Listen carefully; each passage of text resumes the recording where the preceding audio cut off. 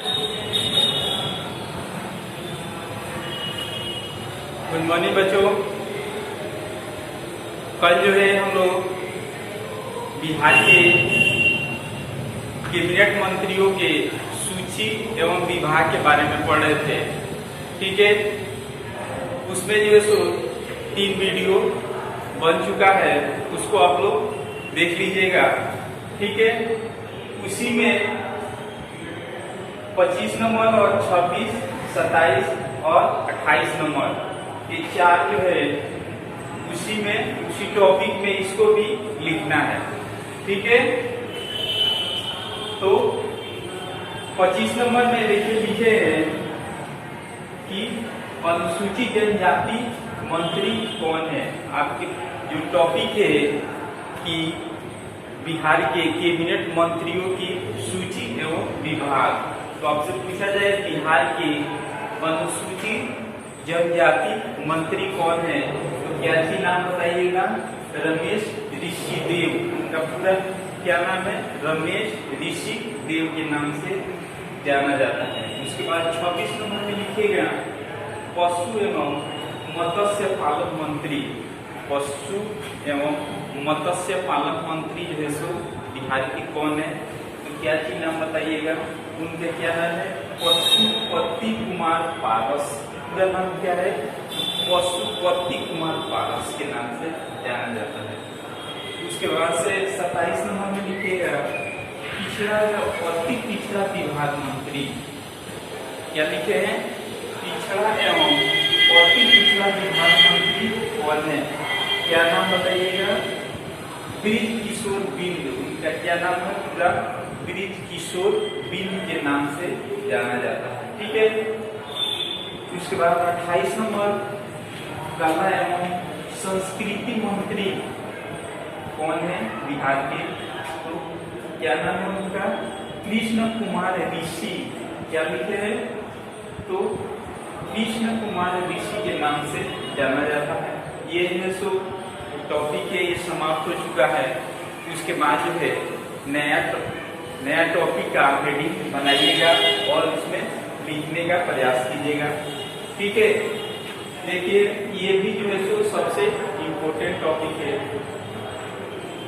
ये जो टॉपिक इसमें पढ़ा रहे थे बिहार के कैबिनेट मंत्रियों के सूची और विभाग के बारे में, उसमें कुछ समझा दे रहे हैं। देखिए ये जो है सो 5 साल के उसमें जो है सो क्या होता है? चुनाव होता है विधानसभा का। ठीक है, उसमें जो मंत्री बनते हैं तो 5 साल के बाद क्या हो जा सकते हैं? मान लीजिए कि अभी जो है सो इनका सरकार है, अभी जो है सो जो नीतीश कुमार जी का सरकार है, मुख्यमंत्री कौन है जी? नीतीश कुमार। ठीक है, तो वे जो है सो जो चुनाव जीते तो जो है सो 5 साल के लिए अपना मंत्री बना दिए। लेकिन मान लीजिए कि फिर चुनाव होने वाला है, इसमें अगर दूसरा व्यक्ति कोई क्या होता है चुनाव जीत जाता है तो क्या होगा? वे जो है सो अपना स्तर से क्या करेगा? मंत्रियों को शामिल करेगा। ठीक है, तो 5 साल में क्या हो जाते हैं? ये मंत्री लोग जो होते हैं वो चेंज होते रहते हैं। समझ रहे हैं आप लोग? जब मान लीजिए कि जो है सो जो नीतीश कुमार जी का सरकार है तो अभी चुनाव हो रहा है, तो उसमें फिर नीतीश कुमार जी का सरकार बन जाए तो फिर ये जो है सो अपने मंत्रियों को रख सकते हैं या दूसरे मंत्री को इसमें शामिल कर सकते हैं। ठीक है, लेकिन जो है मान लीजिए कि दूसरे व्यक्ति का सरकार बन जाए, राजद का सरकार बन जाए, ठीक है, या अन्य व्यक्ति का सरकार बन जाए, तो वे जो है सो अपने स्तर से क्या करेंगे? वो अपना मंत्री रखेंगे। तो मंत्री जो है सो पुराने वाले ये क्या हो जाएंगे? चेंज हो जाते हैं। समझ रहे हैं इस बात को? चलिए, उसके बाद से जो है सो हम लोग को पढ़ना है, हेडिंग बनाना है क्या चीज? बिहार के प्रमुख नदियां। क्या चीज? बिहार के प्रमुख नदियां और उनके उद्गम स्थल। ठीक है जी, बिहार में कौन कौन सी नदी बहती है, उनका उद्गम स्थल कहाँ है और किसके संगम या मुहाना बनाती है, इसके बारे में हम लोग को जानना है। ठीक है जी, ये भी टॉपिक जो है क्या चीज? इम्पोर्टेंट टॉपिक है। ठीक है जी, तो ऊपर क्या लिखिएगा, यहाँ पे ऊपर लिखिएगा नदी, यहाँ पे क्या लिखिएगा उद्गम स्थल। उद्गम स्थल का मतलब जहाँ से नदी जो है सो उद्गम होती है। उसके बाद से यहाँ पे क्या लिखिएगा संगम या मुहाना, जहाँ पे दो नदियों का क्या होता है संगम होता है, मिलन होता है, उसी को क्या कहते हैं संगम या मुहाना के नाम से जानते हैं। समझ गए आप लोग। उसके बाद से जो है सो इसमें एक नंबर में लिखिएगा गंगा नदी। इससे क्वेश्चन दे देता है, पहले समझिए कि आपसे पूछा जाए कि भारत की सबसे लंबी नदी कौन सा है, तो कौन सा नदी है, तो गंगा के नाम से जाना जाता है। ठीक है, ये सब हम लोग अभी बिहार से संबंधित टॉपिक पढ़ रहे हैं। जब भारत से संबंधित टॉपिक पढ़ेंगे तो जो है भारत लेवल को हम लोग क्वेश्चन आंसर करेंगे और जानेंगे समझेंगे। ठीक है जी। तो अभी जितना भी टॉपिक पढ़ाई हुआ है इसके पहले भी ये सब बिहार से संबंधित टॉपिक पढ़ाई हो रहा है। समझ रहे इस बात को आप लोग। तो हम लोग बिहार से संबंधित ये सब सारे टॉपिक हम लोग जान रहे हैं।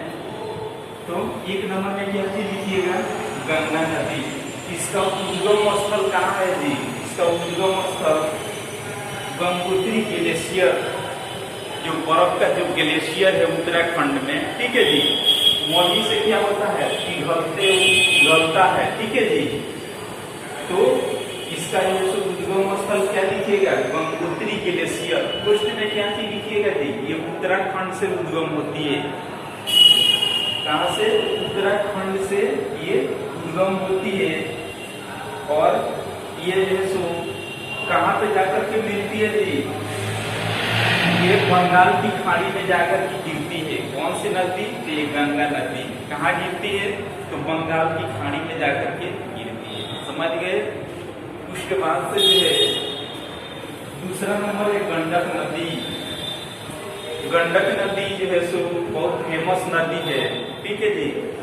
ये गोपालगंज अपना जिला जो है किस नदी के किनारे बसा हुआ है, तो गंडक नदी के किनारे बसा हुआ है। ठीक है। इसका जो है सो हम लोग जानेंगे इसका उद्गम स्थल कहाँ है। इसका उद्गम स्थल है देखिए अन्नपूर्णा। क्या चीज लिखिएगा अन्नपूर्णा और प्रस्तांग, ये जगह का नाम है अन्नपूर्णा और प्रस्तांग।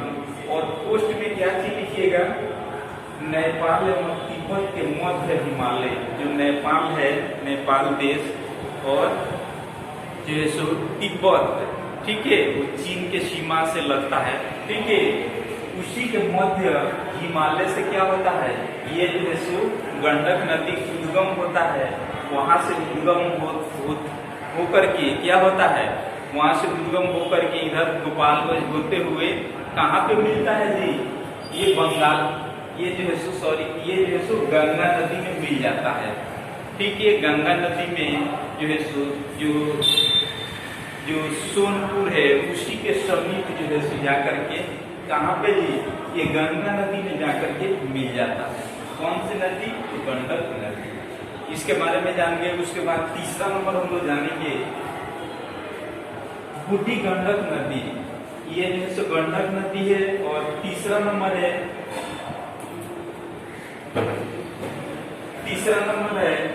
बूढ़ी गंडक नदी। ये जो है सो कहाँ से उद्गम होता है जी, तो सोमेश्वर की पहाड़ी। ठीक है, ये सोमेश्वर की पहाड़ी से उद्गम होता है। और ये कहाँ जो है सो किस नदी में मिलता है जी, तो मुंगेर के समीप। क्या लिखे हैं, मुंगेर जो जिला है, मुंगेर के समीप जो है सो किसमें जाकर के मिलता है जी, ये गंगा नदी में जाकर के मिल जाता है। समझ गए। तो ये जो टॉपिक ये भी बहुत ही इम्पोर्टेंट टॉपिक है। ठीक है जी। इसको आप लोग फेयर की कॉपी बनाइएगा और इसको याद करने की कोशिश कीजिएगा। और कल इसके आगे और हम लोग जानने की कोशिश करेंगे। तब तक के लिए